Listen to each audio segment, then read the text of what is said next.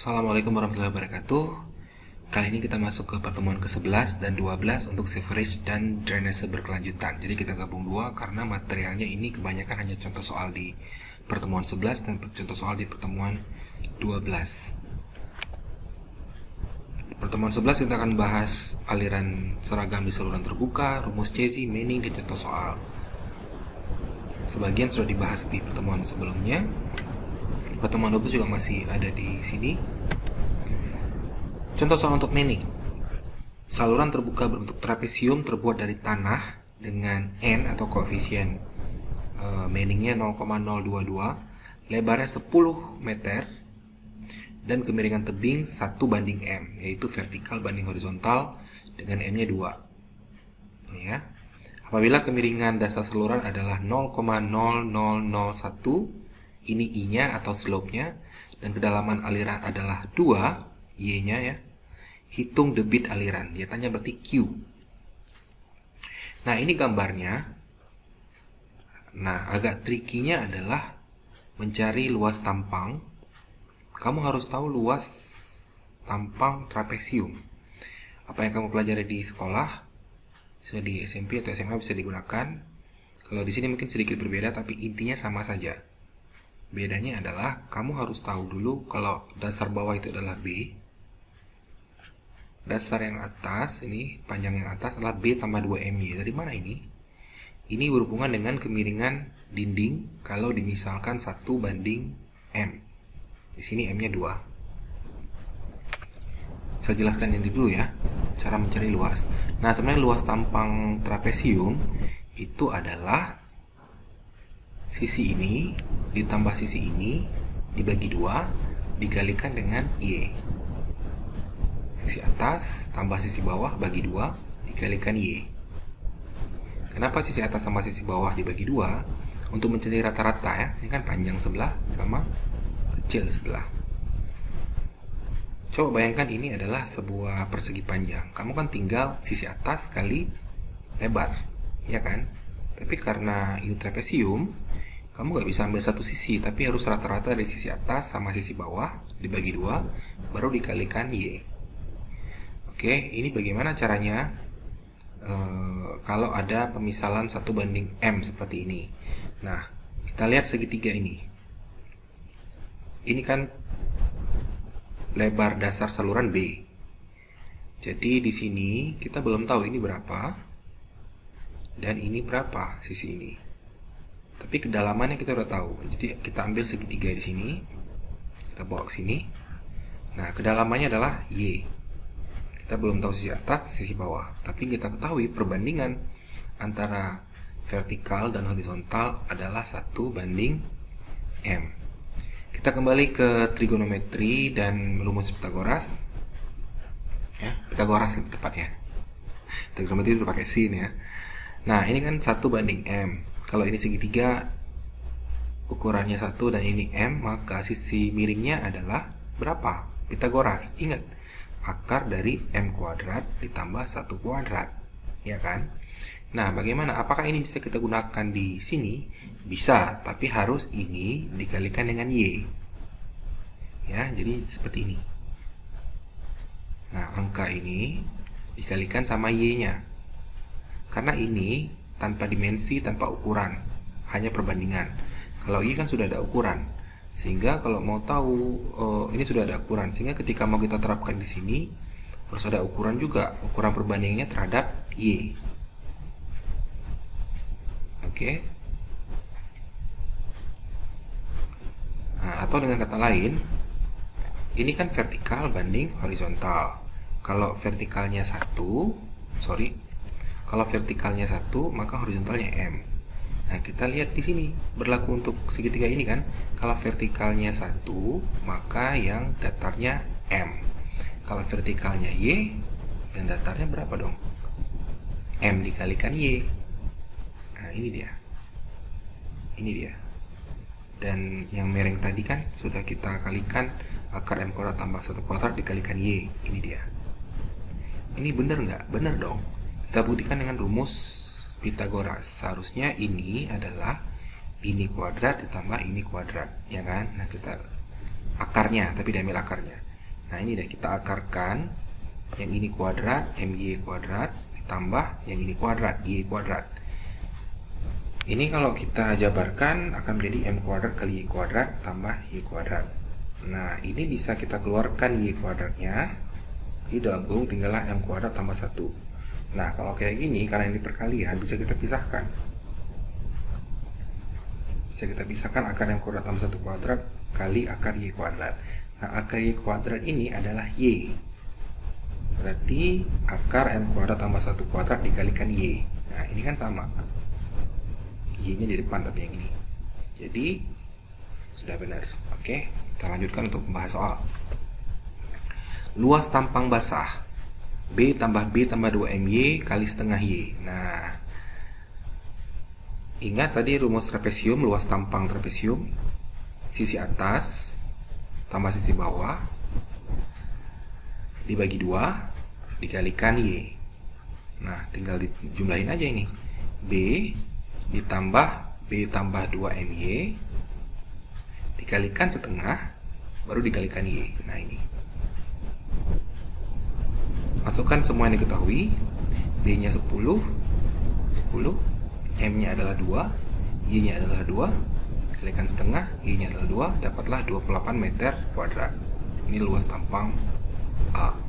Keliling basah itu adalah sisi ini tambah sisi ini tambah sisi ini. Sisi ini tadi ya itu adalah Y akar 1 tambah M kuadrat. Ya, atau ini kebalikan dari tadi, atau tadi kan M kuadrat tambah 1, sama aja. Oke. Nah, berarti keliling basah B ditambah 2 kali dari sisi miring, 2 kali dari sisi miring. Sisi miringnya, panjang sisi miring adalah Y akar 1 tambah M kuadrat. Masukkan semua yang diketahui. B-nya 10, Y-nya 2, M-nya 2. Dapatlah 18,94 meter. Jari-jari hidrolis adalah A per P. A yang diketahui di atas per P dapatlah 1,478. Pertanyaannya adalah berapa debit? Debit adalah A kali V, sedangkan V-nya dicari pakai rumus Manning. Karena kita pakai satuan SI, maka ini 1 ya. 1 per N R kuadrat pangkat 3 R pangkat 2 per 3 dikali I pangkat setengah atau akar I. Jadi masukkan semua. A adalah 28. Ini 1 per N, N-nya diketahui di soal 0,022 dikalikan R-nya ini 1,478 pangkat 2 per 3 dikalikan I-nya adalah 0,0001 diketahui di soal. Hasilnya adalah 16,516 meter kubik per second. Ingat kalau di ujian harus ada satuan. Oke, kalau nggak dianggap salah. Baik, kita langsung lanjut ke pertemuan 12. Kita lanjut ke pertemuan 12. Pertemuan 12 ini oke. Tampang lintang ekonomis. Jadi rumus kecepatan aliran Cauchy dan Manning itu menunjukkan bahwa untuk kemiringan dan kekasaran saluran tertentu, kecepatan akan bertambah dengan jari-jari hidrolis. Jadi untuk luas tampang basah tertentu, debit akan maksimum kalau R-nya maksimum, atau apabila keliling basahnya minimum. Ya.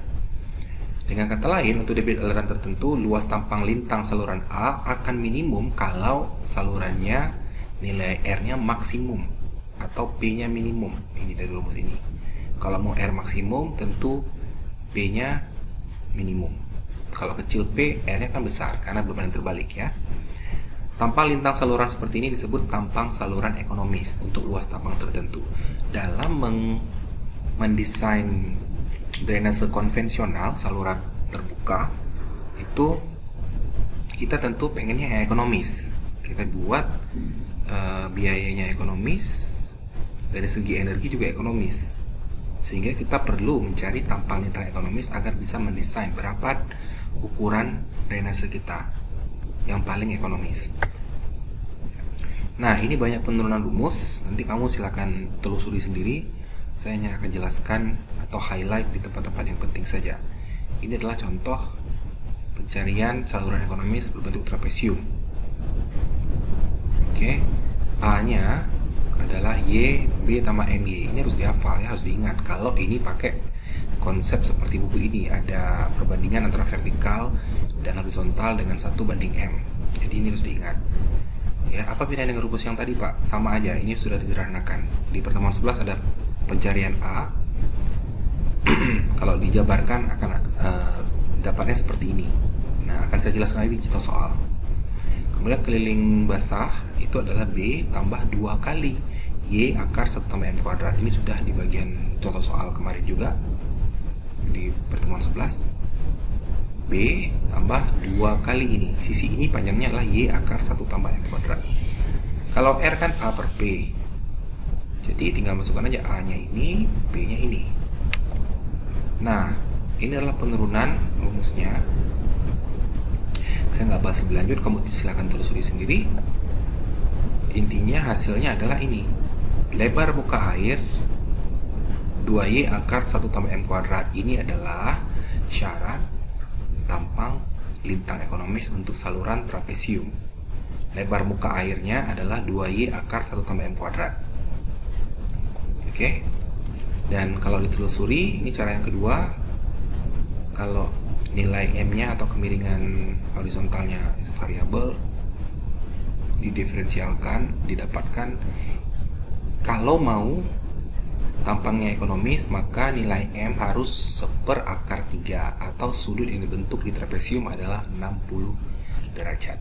Sudut yang ini, nah, sudut yang ini itu 60 derajat, maka tampangnya akan menjadi ekonomis. Itulah prinsip yang akan kita pakai kalau kita mau mendesain saluran berbentuk trapesium. Nah, prinsip-prinsip di sini juga nanti bisa digunakan di tampang yang lain. Ya, kita lihat sekarang saluran segi 4. Oh, tapi ini dulu nih. Nah, ini kan R A per P ini kan kalau kita jabarkan jadi seperti ini, dapatnya Y per 2. Nah, ini prinsip ini yang bisa digunakan untuk tampang lintang yang lain. Jari-jari hidrolis adalah kedalamannya dibagi 2. Oke. Sekarang saluran segi 4. Kita mau mencari berapa sih kalau mau ekonomis? Luas tampang basah A adalah B kali Y. B dikalikan kedalaman Y. Keliling basah B tambah 2Y. B tambah Y tambah Y. Kalau ini dijabarkan B-nya menjadi A per Y, karena ini mau masukin supaya dapat rumus ekonomisnya berapa. Nah, silakan baca sendiri, nanti di ujung-ujungnya mendapatkan bahwa kalau mau tampang lintang ekonomis itu saluran segi 4, maka B-nya harus 2 kali Y. Lebar dasar dan lebar permukaan airnya harus 2 kali kedalaman. Bila kalau kedalamannya 1 meter, maka B-nya harusnya 2 meter kalau mau ekonomis. Nah, ini juga prinsip yang bisa kamu ingat. Nah, ini kan sama juga nih seperti yang trapesium ya. Jadi hidrolis haruslah Y per 2. Itu kalau mau ekonomis saluran segi 4. Oke. Kalau saluran setengah lingkaran gimana? Ini syaratnya. Luas tampangnya harus setengah PR kuadrat. Kalau luasnya si lingkaran sendiri kan PR kuadrat ya. Tapi kalau mau ekonomis, ingat aja luasnya harus setengah dari luas itu. Berarti ya setengah lingkaran. P-nya adalah PR. Ya, ini setengah dari keliling. Rumus keliling lingkaran kan 2 PR. Tapi karena kita mau saluran setengah lingkaran, berarti kebetulan juga setengah lingkaran ini sudah ekonomis. Ya, setengah dari keliling lingkaran. Setengah dari 2 PR tentu PR. R-nya gimana kalau mau minimum? Nah, ini tinggal dimasukkan aja A sama P, dapatnya R per 2. Jadi mirip-mirip lah ya. Prinsipnya itu kalau trapesium segi 4 dan lingkaran, kalau trapesium itu R-nya Y per 2, segi 4 juga Y per 2, dan kalau lingkaran setengah lingkaran, tepatnya R per 2. Oke, dan syarat yang lain silahkan dilihat. Kalau segi 4, B nya 2Y, dan kalau trapesium sudutnya 60 derajat, atau T nya lebar muka airnya adalah 2Y akar 1 tambah M kuadrat. Itu prinsipnya harus diingat untuk menjawab soal. Nah, ini contoh soalnya. Ditanya hitung dimensi saluran ekonomis bentuk trapesium kemiringan tebing 1:2, 1 horizontal dan 2 vertikal ya, 1 horizontal dan 2 vertikal. Berarti itu 1:0,5 ya. Horizontal 1, maka vertikal 2. Berarti kalau mau taruh 1 di sini, yang di sini juga dibagi 2 ya. Jadi kalau kita gambar 1:0,5. Kalau pakai data ini berarti ini 2:1. Tapi karena rumus kita menggunakan prinsip penggunaan 1:M, maka kamu carilah M-nya berapa. Dengan 1 horizontal banding 2 vertikal, M-nya adalah 0,5. Debitnya 50 meter kubik per detik, kecepatan rata-rata 1 meter per detik. Berapakah kemiringan dasar saluran? Diketahui koefisien Cz-nya 50 M pangkat setengah per detik. Ya, tinggal kita cari. Berarti ditanya Q ya. Oh bukan, kemiringan dasar. Berarti ditanya adalah I. I itu kita akan pakai rumus Cz. Kita cari itu luas tampang aliran. Kalau di contoh soal sebelumnya, luas tampang aliran kan B, lebar yang bawah, lebar yang atas adalah B tambah 2MY. Setelah ditambah dikalikan setengah, baru dikalikan kedalaman Y.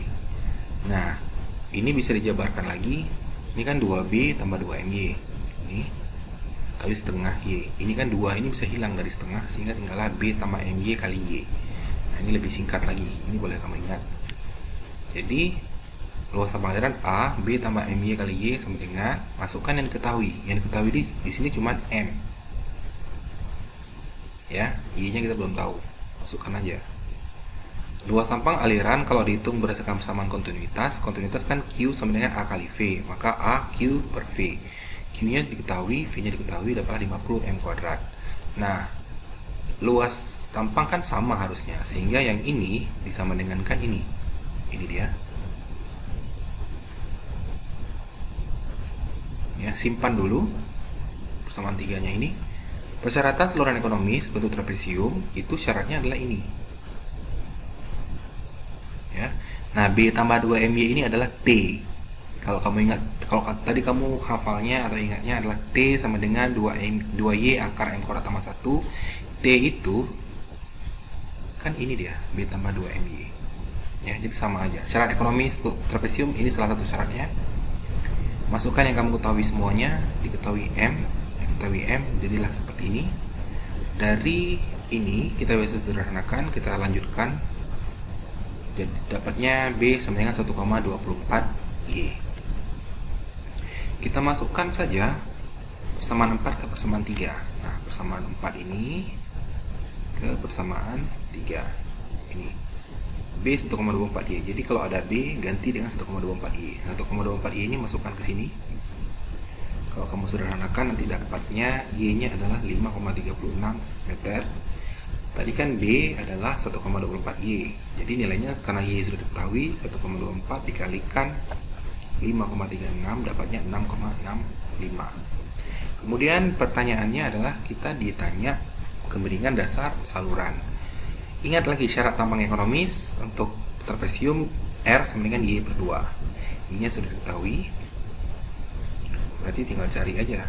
5,36 bagi 2 dapatnya 2,68. Nah, pakai rumus Cz, V sama dengan C akar RI, kecepatan diketahui, koefisien diketahui, R-nya dapat dari sini, dari syarat ekonomis, I-nya nggak kita ketahui. Nah, kalau kamu selesaikan persamaan ini, dapatlah I-nya adalah 0,00015 tanpa satuan, karena kemiringan saluran tidak ada satuan. Soal yang kedua, saluran trapesium dengan kemiringan tebing 1:1 melewatkan debit maksimum pada kedalaman 2,4 meter dan kemiringan dasar salurannya 1:2640. Kalau ditulis seperti ini vertikal banding horizontal. Beda sama soal sebelumnya, dia tulis horizontal banding vertikal, jadi jangan kebalik-balik ya. Kalau 1 banding M, 1 itu adalah vertikal, M-nya adalah horizontal. Ini nih sengaja dikecohkan. Ditanya apa? Kedebit aliran dan dimensi saluran. Nah, ini persis sama seperti yang kita mau, misalnya kalau mau mendesain dimensi.